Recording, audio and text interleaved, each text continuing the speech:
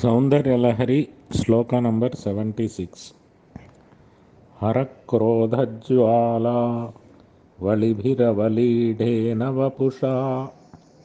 Harakrodhajwaalaavalibhiravaleedhena Vapushaa. Gabheerey te Naabheesarasi Kruthasango Manasijaha. Gabheerey te Naabheesarasi Kruthasango Manasijaha. Samutthasthau Thasmaadachalathanaye Dhoomalathikaa. Samutthasthau Thasmaadachalathanaye Dhoomalathikaa. Janasthaam Jaaneethey Tava janani Romaavalirithi. Janasthaam Jaaneethey Tava janani Romaavalirithi. In this sloka, Jagadguru Shankaracharya gives us a meditation on the thin hairline which extends from the umbilicus below to the heart level in the midline in the abdomen, in the region of abdomen and chest. This is the thin hairline which is there from the umbilicus to the chest. This is a very profound shloka with multifaceted implications. Let us first see the literary aspect, the dynamic meditation aspect of it in the beginning. Harakrodhajwaalaavalibhiravaleedhena. When Manmatha tried to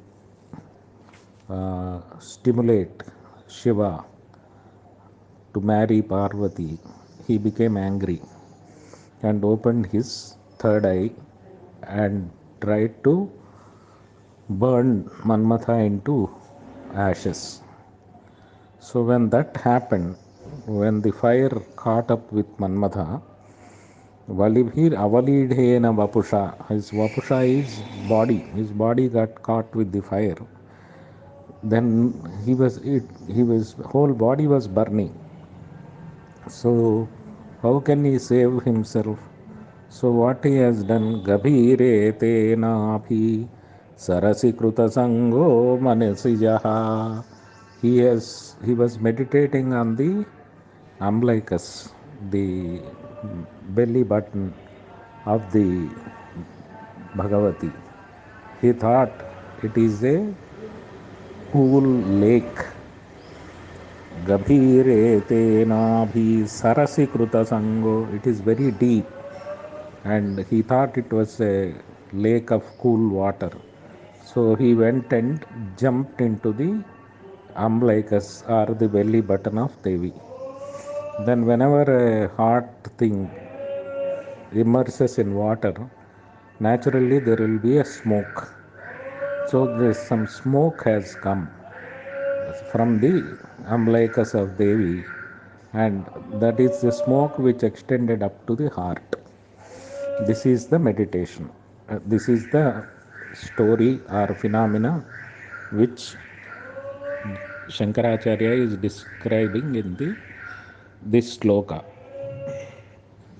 So to escape the scorching fire of Harakrodhajwala of Shiva, the Manmatha has jumped into the umbilicus, which is taken as the cool water lake, and as a result there is a smoke, thin line of smoke has come, and that smoke has extended from the umbilicus to the heart, and this hairline is nothing but the smoke coming from the Manmatha's body.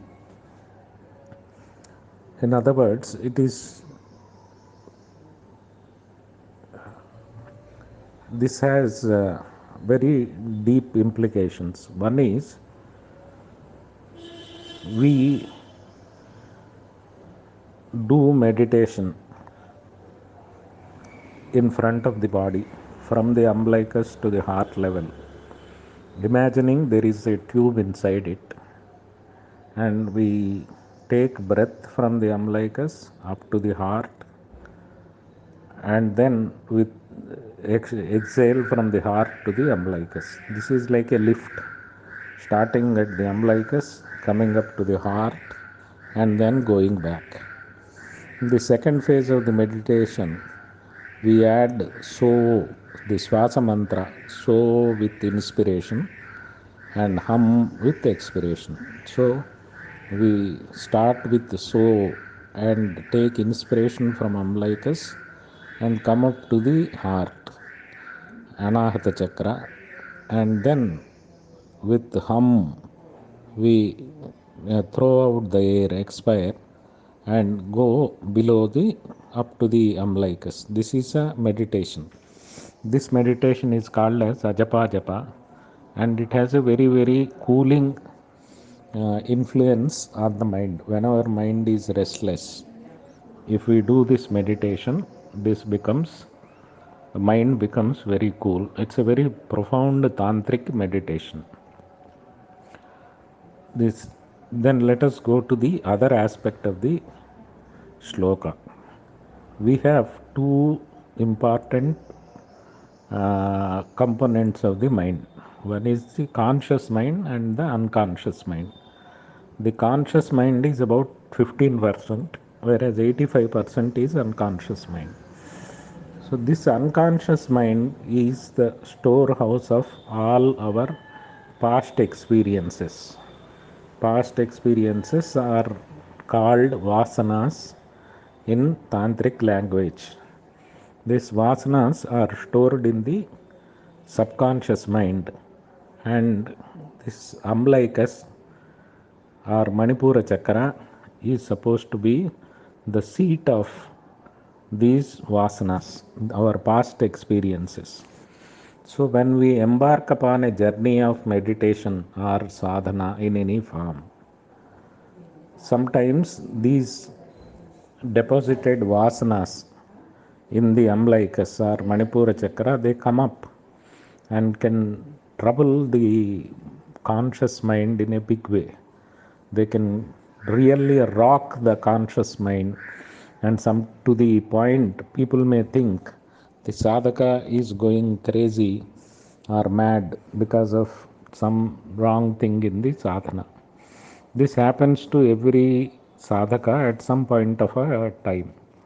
So what is the way out? Way out is to pray for grace. And for praying for grace, Adi Shankaracharya is giving us a very profound meditation on the thin hairline of Devi, starting from umbilicus to the heart, and with a dynamic meditation of Shiva burning the Manmadha coming and jumping in the umbilicus, the lake of umbilicus, and then cooling his body and the smoke coming it. So we meditate upon this, and we get all those disturbances which arise as a result of the waking up of vasanas. Those things, all that turbulence settles down. Along with that, we also try and meditate the Ajapa Japa as I elucidated in the earlier part of the talk. So, and sometimes the vasanas, especially of desires, our hidden desires, unfulfilled desires, they come up. One of the very strong such desires is about the sex, and it can really change the life course of the sadhaka, and can destroy his further life. So the way to this one is to meditate on Shiva at Agnya Chakra. When we meditate on Shiva at Agnya Chakra, all these dominant vasanas which arise in our subconscious mind, they get burnt like the Manmatha and they drop down to the umbilicus. That is again another explanation given to this shloka. The desires or vasanas have to be rooted out or consumed by the flames of knowledge. Only Shiva, the personification of knowledge, can eradicate these vasanas by burning them into ashes, as he did in the famous story of Kama Deva when he dared to tempt Shiva with his prowess. But even when the vasanas are scorched, their residue remains, and Adi Shankaracharya beautifully compares this to the line of hair below Devi's navel. The hair on the head and in different parts of the body is nothing but residue. Although long tresses are regarded as a sign of beauty, in reality they are nothing but the residues that body emits after absorbing the nutrients.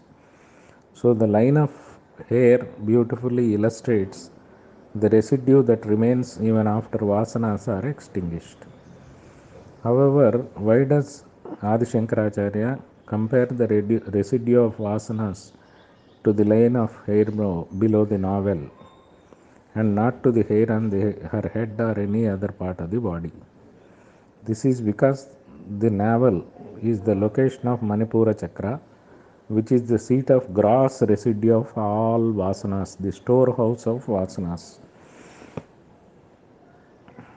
With their awakening, the aspirant is tormented by the Panchagni or 5 fires of their expression. One is Kama, that is passion, Krodha, anger, Lobha, greed, Moha, attachment, and Mada, intoxication of the ego. These 5 fires can be extinguished through yogic sadhana, grace of Guru, and merits acquired in the past are potent herbs sometimes. When the aspirant transcends the Swadhisthana, the fire or heat of Swadhisthana scorches them to ashes and leaves the residue in Manipura. So, if we want not to be bothered by or troubled by these vasanas, the best way out, Adi Shankaracharya shows us, is to meditate upon the hairline of Devi, which extends from her umbilicus to the region of the heart.